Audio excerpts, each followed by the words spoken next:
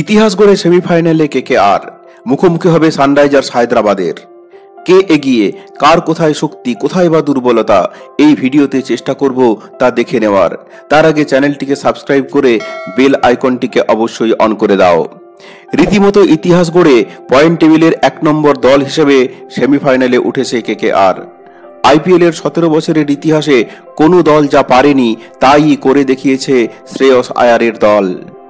এবারের আইপিএলে গ্রুপ পর্বের শেষে কলকাতার নেট রান রেট 1.428। আইপিএলের ইতিহাসে শীর্ষে থাকা কোনো দল এত বেশি নেট রান রেট নিয়ে শেষ করতে পারেনি। এতদিন মুম্বাই ইন্ডিয়ান্সের দখলে ছিল এই রেকর্ড। 2020 সালে পয়েন্ট তালিকার শীর্ষে থেকে তাদের নেট রান রেট ছিল 1.107। এবার সেই রেকর্ড ভেঙে 1.428 নেট রান রেট নিয়ে নতুন ইতিহাস সৃষ্টি করল কেকেআর। স্বাভাবিকভাবেই প্রথম সেমিফাইনালিস্ট হিসেবে তারা মুখোমুখি হতে চলেছে সানরাইজার্স হায়দ্রাবাদের। দুটো দলের মধ্যে কে এগিয়ে, চলো দুটো দলের তুলনামূলক আলোচনা করে দেখে নেওয়া যাক। 1. টিম হিসেবে খেলা। শুরু থেকেই দারুণ ছন্দবদ্ধ ছিল কেকেআর। ঐক্যবদ্ধভাবে গোটা একটা টিম হিসেবে খেলেছে নাইটরা। অন্যদিকে সানরাইজার্স হায়দ্রাবাদ প্রথম দিকে ততটা ছন্দবদ্ধ ছিল না। তাদের সাফল্যের বেশিরভাগটাই ট্রাভিস হেড, অভিষেক শর্মা ও হেনরিক ক্লাসেন নির্ভর। 2. Middle order.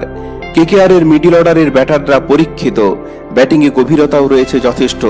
7 নম্বর ব্যাটার পর্যন্ত সকলেই কখনো না কখনো দলের প্রয়োজনে অবদান রেখেছেন। অন্যদিকে সানরাইজার্সের প্রথম 4 জন ব্যাটার অর্থাৎ ট্রাভিস হেড, অভিষেক শর্মা, নীতিশ কুমার ও হেনরিক ক্লাসেন বাদে বাকিরা ততটা পরীক্ষিত নন। 3. Pace attack. পেস অ্যাটাকে প্যাট কামিন্স, ভুবনেশ্বর কুমার ও জয়দেব উনাদকাটরা একটু হলেও নাইটদের চেয়ে এগিয়ে। বিপক্ষের বেশিরভাগ উইকেট হায়দ্রাবাদের পেসাররাই তুলেছেন। অন্যদিকে মিচেল স্টার্কের ফর্মের কোনো ঠিক ঠিকানা নেই, ধারাবাহিকতার চূড়ান্ত অভাব, রানও দিচ্ছেন প্রচুর। হর্ষিত রানা, বৈভব আরোরারা ভালো বল করে স্টার্কের ব্যর্থতাকে ঢেকে দিচ্ছেন বেশিরভাগ ম্যাচে। 4. Spin attack. এই জায়গায় সানরাইজার্সের চেয়ে কয়েক গুণ এগিয়ে রয়েছে নাইটরা। বরুণ চক্রবর্তী গোটা সিরিজে ধারাবাহিকভাবে দুর্দান্ত বল করেছেন। সুনীল নারিনও আছেন তার অসাধারণ রহস্যময়তা নিয়ে। বিপক্ষের বেশিরভাগ উইকেট তুলে নিয়েছেন কলকাতার স্পিনাররা। অন্যদিকে হায়দ্রাবাদের স্পিনাররা বেশিরভাগই নিষ্প্রভ, ফলে সহজেই তাদেরকে টার্গেট করতে চাইবে ভেঙ্কটেশ আয়াররা। 5. ওপেনিং জুটি। ফিল সল্ট না থাকায় এই জায়গায় অনেকটাই এগিয়ে রয়েছে হায়দ্রাবাদীরা। ট্রাভিস হেড, অভিষেক শর্মারা প্রথম 6 ওভারে ম্যাচের ভাগ্য নির্ধারণ করে দিচ্ছেন বেশিরভাগ সময়ই। ফিল সল্ট, সুনীল নারিনদের দুর্দান্ত জুটিটা ভেঙে যাওয়ায় কলকাতাকে বেশ কিছুটা পিছিয়ে রাখবে। তবে হেডদের জন্য নাইটদের স্পিনার ও পেসাররা অবশ্যই তৈরি থাকবে সমস্ত রকম অস্ত্রশস্ত্র নিয়ে। 6. নার্ভ। চাপের মুখে যারাই নার্ভ শক্ত রাখবে তারাই এগিয়ে থাকবে। সানরাইজার্সের টিমে এমন 2 জন বিশ্বকাপার আছেন যারা বড় ম্যাচেরই প্লেয়ার। নার্ভ শক্ত রাখাটা যাদের ধাতে আছে। বিশ্বকাপ ফাইনালে ট্রাভিস হেডের সেই ভয়ঙ্কর ম্যাচ জেতানো ইনিংসটা কোনো ভারতীয়ই ভুলতে পারবে না কখনো। তাই হেড অভিষেক জুটিকে কত তাড়াতাড়ি সাজঘরে পাঠাতে পারবে কেকেআর তার উপরেই নির্ভর করবে ম্যাচের ফলাফল।